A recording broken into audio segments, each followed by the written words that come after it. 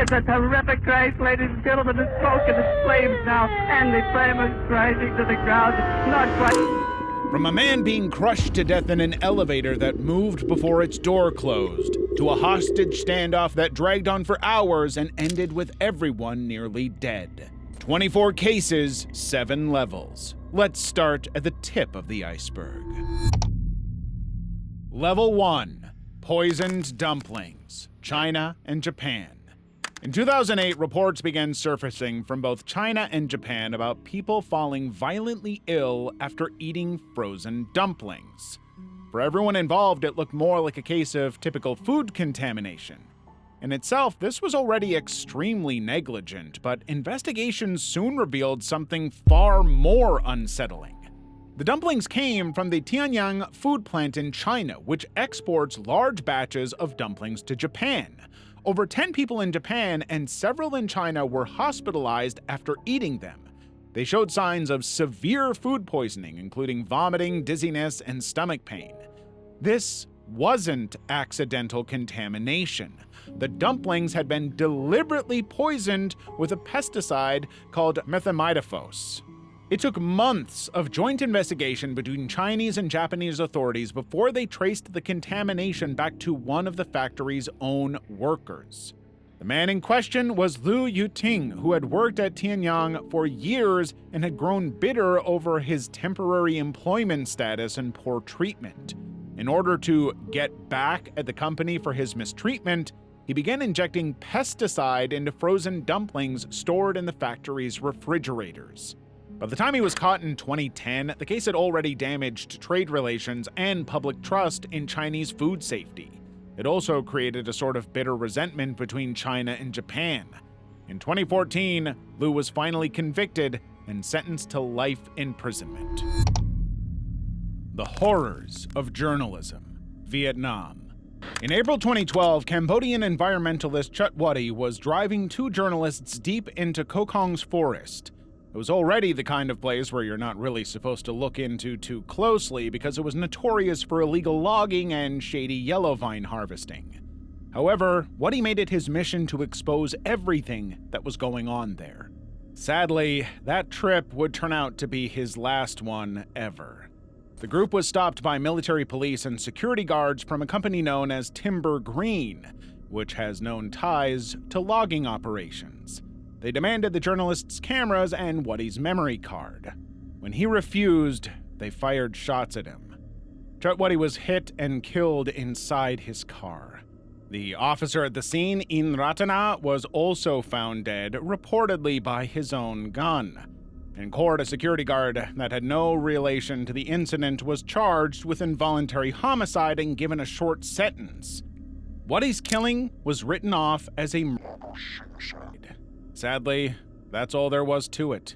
To this day, no one really knows what happened in that forest, but many suspect Wutty was silenced for digging too deep into something the top brass did not want to be known. When the cure turned fatal. Pakistan. In early 2012, one of the biggest cities in Pakistan, Lahore, faced an unprecedented medical disaster that shook the country. Hundreds of patients at the Punjab Institute of Cardiology began showing unusual symptoms after taking free heart medication distributed by the hospital. Symptoms included internal bleeding, dangerously low platelet counts, and severe infections. Nearly 100 people had died, and hundreds more were hospitalized, all within the span of a few weeks. At first, it wasn't clear why this was happening or what was to blame. Investigations revealed that the source of the problem was contaminated medicine. A drug called Iceberg had been tainted with an anti-malarial compound. The contamination was traced to a factory that had continued production despite its license having expired. Thousands of tablets had already been distributed before the problem was detected. The scale of the crisis was alarming. Around 46,000 patients were believed to have received the faulty medicine. In a country where many depend on government hospitals for treatment, the tragedy underscored how easily systematic failures could cost human lives. The factory was sealed, and the government offered compensation to families of the victims. But the damage was done, and the public trust in state-run healthcare took a heavy blow. Level 2. 2016 Marine Life Disaster, Vietnam. In April of 2016, Vietnam was struck by one of the worst industrial disasters in the country's history, and also potentially the entire continent's. In the span of just a day, the entire Central Coast turned into a fish graveyard, with hundreds of thousands of fish carcasses washing up on the beaches. Authorities estimated that 100 tons of fish were lost to an unknown strange phenomenon. The disaster spanned over 200 kilometers and impacted 4 provinces: Ha Tinh, Quang Binh, Quang Tri, and Thu Thien Huế. Reports state that the smell was so bad that the people living near the shores had to move inland.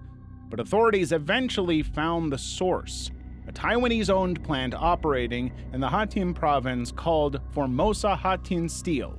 Behind its corporate formalities and shiny facade, the plant had been secretly releasing highly toxic waste into the water. It was a lethal mix of chemicals such as phenol, cyanide, and iron hydroxide. By the time it was discovered, the entire ocean floor was covered in toxic residue that disrupted both marine life and the ecosystem itself. But tragically, that was only the beginning of the problems locals would face. Thousands of fishermen quite literally lost their only source of livelihood overnight and were thrown into crippling poverty. Local tourism collapsed, and people were forced to leave their homes. Families who had lived off of the water for generations were uprooted and thrown into the street. Protests erupted, but were only met with more aggression. People just weren't allowed to talk about the entire incident. When Formosa Plastics Group finally admitted responsibility in June 2016, it agreed to pay $500 million in compensation. Many called the figure insultingly low compared to the scale of destruction, and they were right. To add insult to injury, the company's spokesperson made a now infamous statement: "You have to choose between catching fish and building a modern steel industry." This sadly sums up the entire power dynamics of the modern world. Restoration work is ongoing, focusing on coral reefs and marine life, but this is expected to take a long, long time. Nut Rage Incident, South Korea. South Korea is known for its drama and K-pop culture, but it hides a chilling reality. And this was laid bare for the world to see when one of the most high-profile families in the country came under fire for the mistreatment of airline staff. In December 2014, Cho Hyun-ah boarded a flight from New York to Seoul operated by her family's airline. She was vice president and her father served as chairman. The airline had already endured controversy for the behavior of their executives, but this time, what happened would make worldwide headlines. All this mess came from something seemingly normal. Cho Hyun-ah was served macadamia nuts in a sealed packet rather than on a plate. For some reason, the vice president viewed it as a breach of protocol and decided to not only confront the attendant, but also the chief purser. The two were summoned and berated in a very dehumanizing way in front of all the passengers and staff in the plane. According to reports from the staff, the entire thing was way more aggressive than you'd think. Cho allegedly berated the staff and demanded to know if they were following the airline's service manual. She forced the responsible crew member to not only kneel in front of her to apologize, but also supposedly struck him with the service manual. Even then, she wasn't satisfied by his apology and took things even further. She ordered the already taxiing aircraft to return to the gate so the crew member could be removed from the premises. The decision delayed the flight, dramatically inconveniencing everyone on board. While this wasn't an isolated incident, it was the one that finally sparked an outrage large enough to highlight the abuse of power associated with chaebol families. For the longest time, they had been romanticized in the country and received very little criticism. Within days, Cho resigned from her position and officially issued an apology. In the end, she was also brought into court. She had to serve 5 months in prison for her unruly behavior, and for violating airline safety. Woodlands tragedy, Singapore. The Woodlands double was one of the most spine-chilling cases in Singapore's history.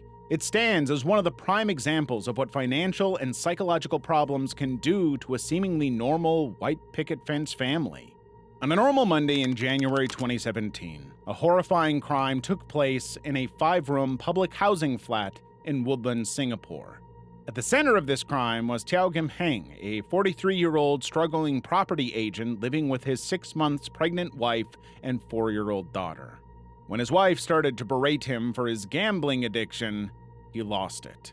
In a fit of rage, Tiao strangled her with a bath towel, then proceeded to finish the job with his bare hands. But he didn't stop there. Tiao told his daughter to go find mommy, after which he proceeded to strangle her in the same manner. In order to hide what he did, he laid the bodies next to him on the bed and pretended everything was fine. He left the air conditioner on to slow the decomposition and would only leave the apartment to get food or air fresheners. He even tried to take his own life multiple times, but failed despite trying to frame the entire thing as a mutually planned suicide. He eventually settled on incinerating the bodies himself. 8 days after the tragic murders, Teo and his wife's extended family started to grow suspicious and finally visited the flat. And naturally, because the bodies were days old, his crime was given away instantly. He was arrested, and the remains of his wife and daughter were finally found and put to peace. In court, he attempted to portray his actions as a response to depression, humiliation, and financial stress. However, the court didn't buy that at all. Teo Kim Heng was sentenced to death by hanging. 1 MBD scandal. Malaysia's missing billions. While we've covered a lot of financial crimes on our channel before, they've usually been more tame and under wraps. However, Malaysia's 1 MBD corruption scandal was an entirely different ballgame. It was a billion-dollar crime spree that ended up in the indictment of some of the top political brass of the country. The One Malaysia Development Berhad Fund was launched in 2009 by then Prime Minister Najib Razak under the pretense of national development. Instead, it became one of the prime examples of how greed and hunger for power can change the course of a country's entire ruling system. Billions and billions of dollars were siphoned out of the company through offshore accounts. Investigators later found out that the money ended up being used for luxury penthouses, yachts, overpriced art pieces, expensive jewelry, and even to fund the movie The Wolf of Wall Street, all while ordinary Malaysians were paying the price through national debt. One of the most disturbing parts of the case was how openly it happened. Despite clear red flags, banks and government officials turned a blind eye. Roughly $731 million was traced directly to Najib Razak's personal bank account just before a national election. In the wake of the scandal, he would lose his seat. Najib was convicted of corruption and sentenced to 12 years in prison. His financier, Joe Lo, on the other hand, is still out on the run and is hiding in China somewhere. Level 3. The midday meal tragedy. Bihar school meal poisoning incident, India. In the middle of July in 2013, a kid had a seemingly normal school lunch in the village of Gandaman in Bihar. At Dharmasti Mata Primary School, children ranging from 4 to 12 were served a midday meal as part of an extensive government meal program meant to help children in poverty. The meal itself seemed simple enough. It consisted of rice, soybean curry, and potato. But what followed ended up being one of the most tragic and saddening cases of negligence in the country's history. Within 30 minutes of eating, everyone who had consumed the meal, dozens of children, started collapsing. And this was followed by intense stomach cramps, vomiting, and diarrhea. Within hours, the entire school was in chaos, with parents trying to rush their children to the hospital by any means necessary. Hospitals quickly became overwhelmed, simply not having enough medical facilities for this volume of poisoning cases. And by the end, the death toll reached a whopping 23 cases. However, locals claim it was even higher than that. And to put this into context, 23 and possibly even more young people were poisoned in the span of just a few hours. Investigations revealed that the culprit was an insecticide known as monocrotophos. It was found in the kitchen's cooking oil. According to reports, the oil was stored in an area that was previously used to store pesticides, which caused some intense cross-contamination. Later, details started to come out that suggested a conflict of interest. Apparently, the oil was purchased from a store owned by the principal's husband, which painted her as directly responsible for what happened. However, instead of facing what she did, she fled, and law enforcement had to pursue. Meena Kumar, the headmistress of Dharmasati Mata Primary School, was sentenced to 17 years in prison. 2006 Minato Ward Incident, Japan. There have been plenty of horror stories related to elevator malfunctions and lax maintenance, but few are as chilling as the 2006 Minato Ward incident that took the life of a young man in the most horrific way you could imagine. On the evening of June 3, 2006, Hirosuke Ichikawa was exiting the Minato Ward high-rise building elevator with his bicycle. Like any normal person, he stepped off the elevator when the door was open, but tragically the elevator began moving completely unexpectedly. At first, you'd think this was maybe an error from Hirosuke's side. Perhaps he was trying to push his bike through the doors at the wrong time or wasn't paying attention to the timings. However, this was not his mistake. Hirosuke was simply walking out of the elevator at the right or wrong time when the elevator car lurched upwards with its doors fully open. He was, quite literally, strangled to death, trapped between the elevator's floor and the upper door frame. And although medics rushed him to the hospital as quickly as possible, his injuries were just too severe, and he passed away shortly after. But this was not an isolated incident that simply happened tragically. The signs had been building all along. Investigations later revealed that its brakes were not maintained and were beyond worn out. Residents reported that they had been complaining about strange noises coming from the elevator for the longest time, but building management did nothing. In 2018, June 3rd was designated Minato City Safety Day, a day of remembrance and prevention of anything similar from happening in the future. Disappearance of Wang Xing, China. Wang Xing is a fairly famous Chinese actor that went viral not because of a role, but because of something much darker. He was known for his minor roles in movies like The Ip Man 3 and was recently offered what seemed like a pretty legitimate acting job in Thailand. In early 2025, he boarded a flight from Shanghai to Bangkok for his first day of filming. He was even escorted to his destination by a fairly professional-looking group of people. But that was the last time anyone would hear of Wang Xing for the next few days. His last location was traced to Maeso district in northwestern Thailand, an area known for being riddled with really dangerous and extensive cyber scam compounds. In other words, human trafficking. Wang Xing, a young, active actor, had been lured into an actual human trafficking scam in broad daylight. Thai authorities, in cooperation with Chinese diplomats, initiated an extensive search around the area. After 4 days of relentless work, they finally found him in one of the compounds across the border in Myanmar, with his head shaved and completely distraught. He claimed that he had been too scared to escape or resist and was kept there against his will. Wang was rescued and returned across the border into Thailand, where Thai immigration authorities met him.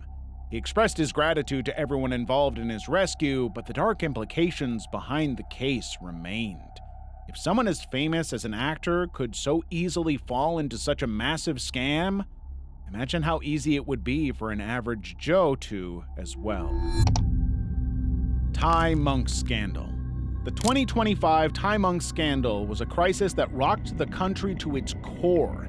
It began when a well-known monk from a Buddhist temple disappeared under mysterious circumstances.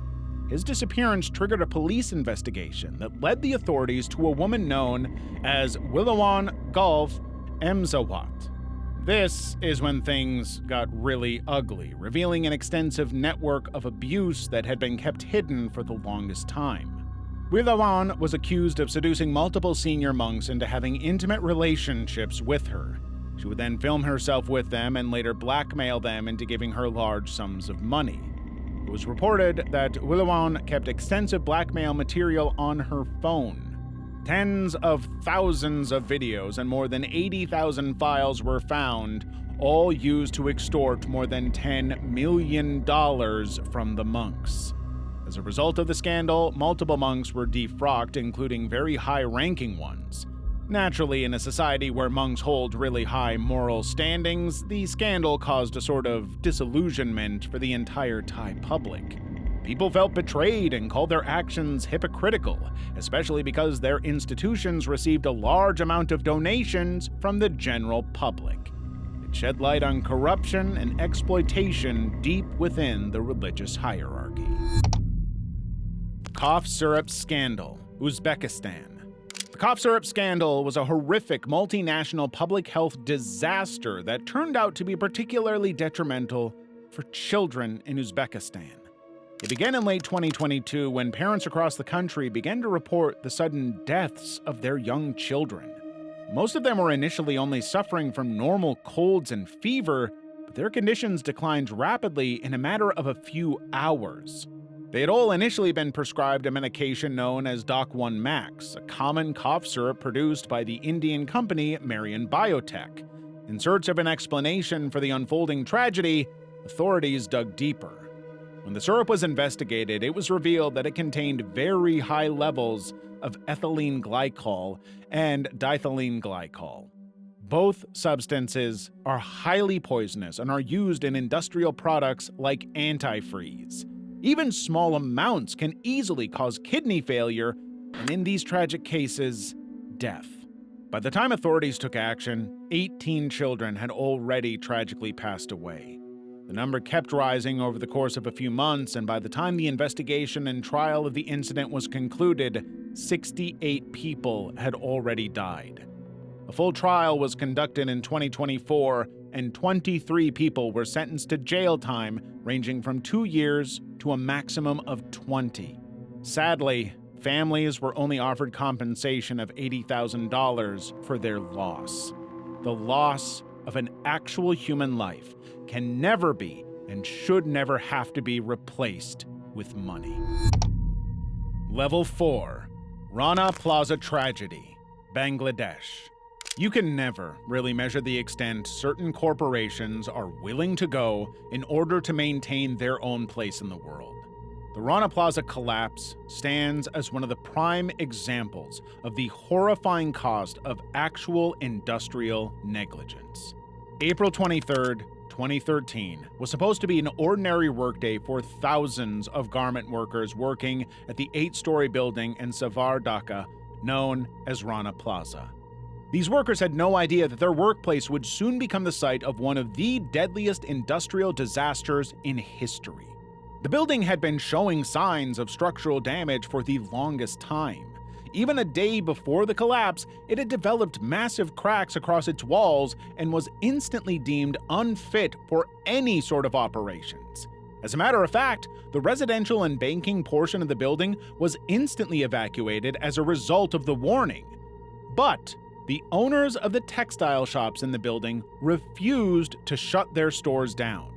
Under the immense pressure of a bare minimum wage and strict production targets, thousands of workers were ordered to return and work. But despite the clear danger to their lives, most just simply couldn't afford to lose their jobs and came in anyway. Tragically, as engineers had predicted, at around 9 a.m. local time, the entire building collapsed onto itself. The power had gone out just a few seconds earlier, and in order to get it back on, really heavy electrical generators were switched on. This caused the building to shake uncontrollably, exacerbating existing structural issues. It ended up giving way and buried thousands of people underneath in a matter of seconds. Rescue efforts continued for more than 2 weeks, but the damage to human life was catastrophic. Over 1,000 people died in a matter of seconds, and more than 2,500 were injured. Most of them were women who had come from rural areas to support their families financially. Later investigations kept making the entire tragedy seem even more preventable. It was revealed that the upper floors of the building were added illegally, and its foundations were too weak for heavy machinery. The owner of the building was incarcerated and is still in jail as of 2025. As a preventative measure, politicians introduced an accord on fire and building safety in Bangladesh to ensure proper factory inspections and worker protections. But sadly, it was already too late for the victims of Rana Plaza. Iran National Track and Field Team scandal. Iran and South Korea. One of the more recent heartbreaking and unsettling incidents to come out of Asia in 2025 is the Iran National Track and Field Team scandal. During the Asian athletics competition in Gumi, South Korea, 2 Iranian track athletes and their coach were arrested for allegedly assaulting a 20-year-old South Korean woman.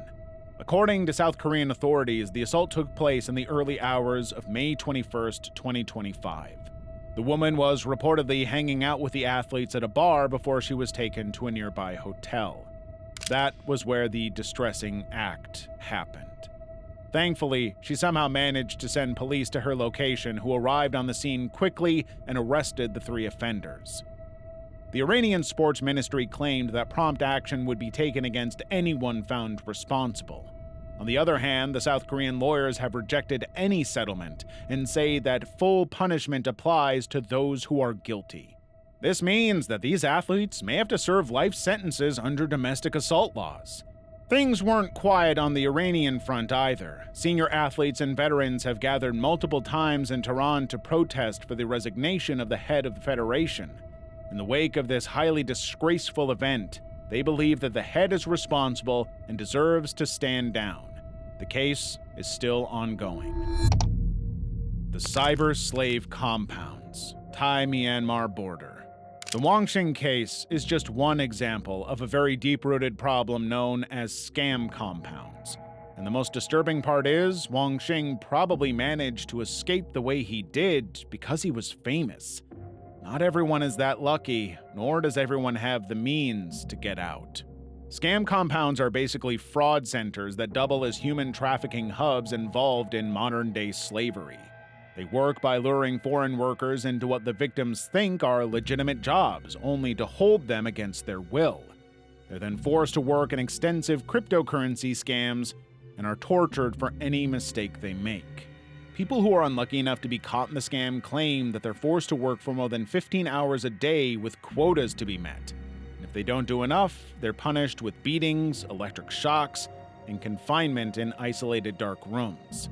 Their living conditions are diabolical, with some claiming that they were only provided 2 bathrooms for 450 people. The consequence is victims being essentially forced to relieve themselves literally anywhere and everywhere. The latest estimates suggest that there are about 100,000 people still stuck in these scam hubs along the Myanmar-Thailand border. And while officials from Thailand, Myanmar, and China have tried to coordinate responses to fight against them, it's a cross-border crisis that seems to get worse by the day. Mount Merapi eruption, Indonesia. Months before October 2010, scientists observing the Merapi volcano reported increased seismic activity around the area. There was an inflation in the lava dome, and white smoke was constantly coming out of the crater. Locals could hear rumbling sounds, and according to observations, magma was pushing its way upwards. Soon enough, the magma began flowing out. An eruption was imminent. By late October, authorities increased the threat level of the volcano to the maximum and ordered evacuation of every person living in the area. This meant that 300,000 people were ordered to just up and leave their homes behind. However, while most people complied, a large number couldn't do so because of either their beliefs or the fact that they couldn't leave their livestock and homes behind. Tragically, on the 26th of October 2010, Mount Merapi finally erupted with a force so violent it shook the entire nation to the core. The ash and gas cloud that came out blackened the entire region, and the pyroclastic flow that streamed down the slope of the mountain destroyed everything in its path. The sheer force of the eruption caused massive mudslides that dramatically added to the destruction. But the most tragic part was the human cost that came with it. More than 300 people lost their lives, with some not even getting a chance to escape. A rescuer later shared their traumatic experience and told a news agency. "I found 3 bodies, a child, mother, and father, still on their bed. They must have been sleeping when the hot ash struck their house. We also found a dead man with a phone still in his hand." The post-eruption visuals from the scene were absolutely horrific. It was almost surreal to see people covered in gray ash desperately scrambling around to find a safe place or maybe a lost loved one. North Korean dictator's exiled brother, North Korea. Kim Jong-nam was the estranged half-brother of the North Korean leader Kim Jong-un. According to sources, he was supposed to be the actual heir to the dictatorship of the country, but fell out of favor when he embarrassed the family by trying to go to Disneyland. However, Kim Jong-nam himself stated that he was thrown out simply because he refused to acknowledge the way they dealt with things. While this claim did initially feel false, it was later consolidated when Kim was allegedly assassinated by the North Korean government in Kuala Lumpur airport. He had quietly been living in exile and would constantly move between countries in order to avoid getting in trouble. However, that boiled over in 2017 when he arrived at the Kuala Lumpur airport and was preparing to board a flight to Macau. 2 women approached him and suddenly smeared some strange substance on his face. It only took the chemical a few seconds to take effect, and Kim started to become increasingly dizzy. He quickly headed for the medical help desk where they tried to resuscitate him. Sadly, he collapsed soon after and died on the way to the hospital. Tests later confirmed that he was poisoned with VX nerve agent, a deadly substance that is banned under international law. The 2 women were later identified as citizens of Indonesia and Vietnam and were charged with the murder of Kim Jong-nam. They claimed that they were unknowingly used for the assassination and thought they were playing a harmless prank on him. One of them was released after a short time, and the other had to serve a sentence of approximately 3.5 years. This incident caused a massive butterfly effect, which ended with North Korea and Malaysia severing their diplomatic ties completely. According to reports, 4 North Korean spies were intercepted and were seen entering North Korea from Malaysia after the fact. Level 5. Jinhua City Incident, China. China is no stranger to deliberate car crashes as an act of defiance or even terrorism. As horrifying as it sounds, these have been recurring and always take dozens of lives. But the latest tragedy of this nature was one of the worst to date. It happened in April of 2025 outside Sumeng Township Central Primary School in Jinhua. It was the end of the school day rush, with many children, parents, and teachers out and about trying to get back to their homes. However, at around 5:45 p.m., a silver sedan came out of nowhere and drove straight into the large crowd of children and parents. The vehicle hit multiple people before it came to a stop at the nearby flower beds. The scene was as chaotic and violent as you might expect. The car simply kept going forward even when it had people underneath it. Although the exact number of fatalities has not been officially disclosed, it's estimated that it ranged from 7 to 14. The attack, and similar attacks in the past, have been attributed to the unstable economic conditions of the country. Officials say that the financial unpredictability makes people lash out. But with this Jinhua case, things are rumored to be a bit different. Some citizens say that the driver was a woman and the motive was actually revenge. According to them, her child had died at the same school, and she believed that the school management had grossly mishandled the situation. And while these claims haven't been confirmed by the police, they just make the case even more disturbing. Manila hostage crisis, Philippines. On the 23rd of August 2010, a tourist bus parked near Rizal Park in Manila was carrying 25 people, 21 of which were tourists from Hong Kong. What started as a routine outing turned deadly in a matter of seconds and resulted in 8 deaths. For the most part, the day had been completely uneventful until mid-morning when a man approached the vehicle in a police uniform. Ronaldo Mendoza was a former senior police officer who was dismissed from his job for extortion and misconduct. In an act of desperation, he thought the best way to get reinstated would be to take his firearm and hijack a bus. He entered the bus and ordered the driver to close the doors. He then laid down his demands.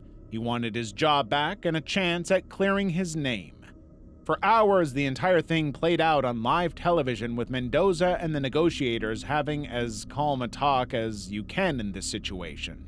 The talks went for almost 10 hours, with Mendoza being as passive as he could, even letting food and water be delivered to the bus. However, all communications broke down when police arrested Mendoza's brother in order to get him to comply. He became extremely agitated and started shooting blindly inside the bus. What followed was a 90-minute deadly gun battle that ended with Mendoza and 10 people dying.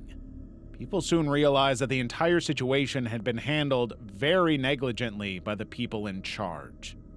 The deaths drew immediate criticism, particularly because most of them had been Hong Kong citizens. The incident drastically damaged the relationship between Hong Kong and the Philippines, with the former even imposing a black travel alert for the Philippines. It wasn't until 2018 that the president of the Philippines formally apologized to Hong Kong on behalf of his country. 2012 Welikata prison riot, Sri Lanka. On the 9th of November 2012, a deadly riot broke out at Welikanda prison in Sri Lanka that would soon turn into one of the most damning massacres in the country. The unrest began during a contraband search operation by the Sri Lankan police task force in certain parts of the prison. Tensions kept rising because of how roughly the police were treating the inmates. It was reported that task force members attempted to handcuff several violent inmates. This set off a chain reaction leading to violent arguments, tear gas, and eventually a mass riot. Some inmates managed to reach the main armory, and in just a couple of hours, the entire prison had been entirely taken over by the prisoners. It was reported that some of them tried to escape the prison and even opened fire at officers. Certain unpredictable conditions like rain and the power going off made the situation so much worse. In the end, military and tanks had to be called in. Ultimately, after a long day of unnecessary bloodshed, the police regained control of the prison at 2 a.m. But at that point, 27 prisoners had died and 40 people were injured. The aftermath of the incident was even worse. Investigations showed that in certain parts of the prison, inhumane and brutal acts took place that were later hidden by police. For example, some evidence suggested that a significant number of inmates were lined up in jails and killed execution style for absolutely no reason at all. Photographs suggested that evidence of these men being aggressive toward the police was planted later on, such as weapons being left beside dead bodies to make it look like they were the aggressors. This raised one massive red flag about the riot. There had been no independent witnesses of what actually happened during the massacre. Ultimately, in January 2022, the former superintendent of Welikata prison was sentenced to death by a Sri Lankan court on charges relating to murder. Level 6. Nirpi Case, India. One of the most haunting cases of femicide that shook the entire world to its core was the Nirpi case that happened in New Delhi, India. On the evening of the 16th of December 2012, a 23-year-old physiotherapist intern and her male friend were returning home after watching a movie. They had boarded a private bus that allowed extra passengers. When they did enter, the bus already had 6 men inside, including the driver, and she was the only woman on board. During the ride, the 6 men attacked Nirbi and repeatedly assaulted her with different objects. He also critically injured her friend and left the 2 victims on a roadside with life-threatening wounds. They were later found on the same roadside and rushed to a nearby hospital. She was even transferred to a hospital in Singapore the next day after extreme public outrage.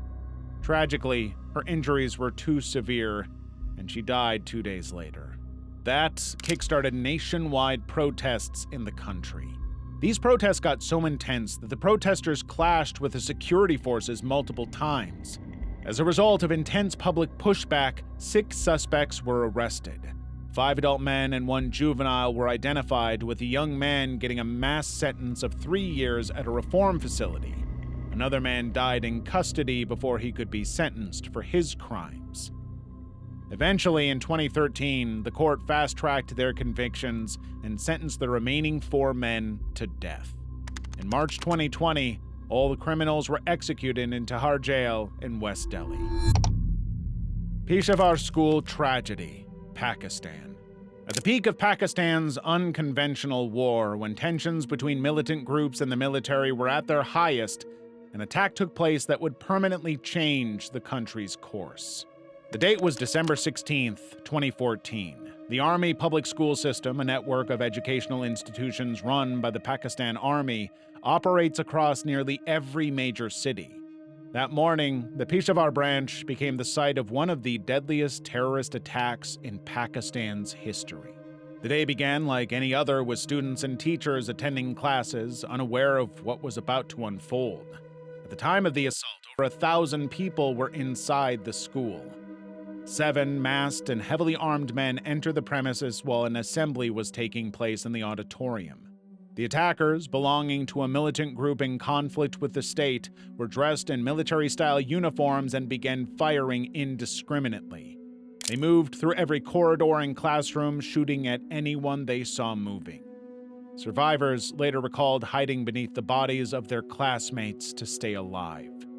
Teachers who tried to protect their students were killed right in front of them, with one even reported to have been set on fire while shielding 2 children. The assault continued for hours as security forces tried to end the siege. Heavy fog and rain made the operation even more difficult, and by the time it was over, more than 140 people had been killed, most of them children. The aftermath marked one of the darkest moments in Pakistan's history. The government announced 3 days of mourning, schools across the country closed, and the state lifted its moratorium on the death penalty.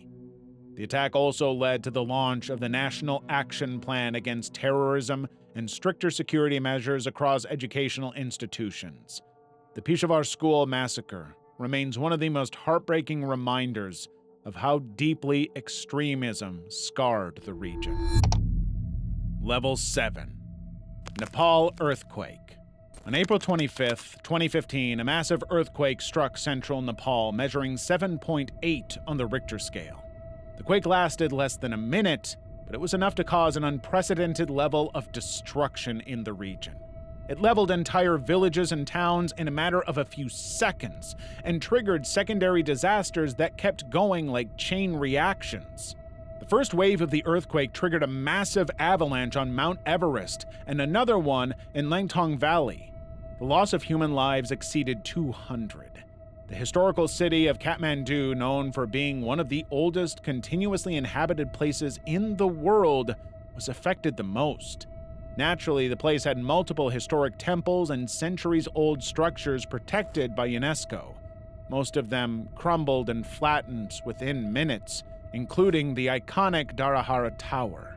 The aftermath of the earthquake was apparent almost immediately. Places with bad infrastructure and poorly built houses collapsed instantly, trapping people inside. Almost all communication lines went down, and rescue teams struggled to reach the worst affected areas. The long-term effects were even worse. Nearly 9,000 people lost their lives, and tens of thousands were injured. Around 600,000 homes were either destroyed or damaged beyond repair.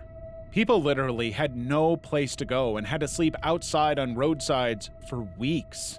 The worst part was that the quake wasn't even done yet. The aftershocks kept going for weeks after. A few weeks later, another strong quake of magnitude 7.3 struck, taking the lives of 200 more people and leaving 2,500 more injured. The the scale of damage exposed how unprepared the country was for a disaster of this magnitude. Even now, almost a decade later, the country is still suffering from the repercussions. It is still not prepared to tackle another disaster of this magnitude. The Ghouta attack, Syria. The devastating Syrian civil war left the country in complete shambles, and brutality against civilians was common throughout. Throughout the 14-year war, more than 650,000 people died, including 200,000 civilians. However, the one act that would later be considered as one of the most extreme war crimes was the Ghouta chemical attack. In August of 2013, the residents of the suburbs of eastern and western Ghouta were asleep when rockets filled with nerve agents landed in the neighborhoods. The agent was later identified to be sarin, one of the most toxic chemicals used in warfare, which was banned in the UN in 1993. Within minutes of impact, civilians began experiencing intense symptoms and started collapsing inside their homes and on the streets, struggling to breathe. The footage that came out of the attack was absolutely heartbreaking. Men, women, and children all gasping for air, foaming at the mouth and convulsing uncontrollably. Sadly, there wasn't much that could have been done. Hospitals were overwhelmed and there just wasn't enough equipment for the effects of such a toxic substance to be treated. Ultimately, official reports stated that the inhumane attack had an estimated death toll ranging from 300 to 1,400. The fact that there wasn't one number shows that the on-ground reality was far more nightmarish than expected. Blame was shifted around and fingers were pointed at each other, but evidence clearly pointed toward the Syrian government's forces, as the rockets used matched the types in their known stockpiles. Regardless of that, civilians were yet again caught in the crossfire from the military and political struggles, and ultimately paid the highest price.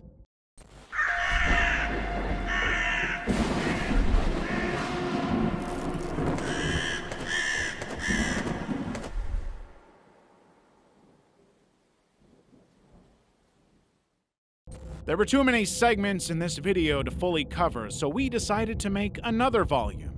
Check them out at our other channel where we will post volume 3 and so forth, keeping content here fresh and unique.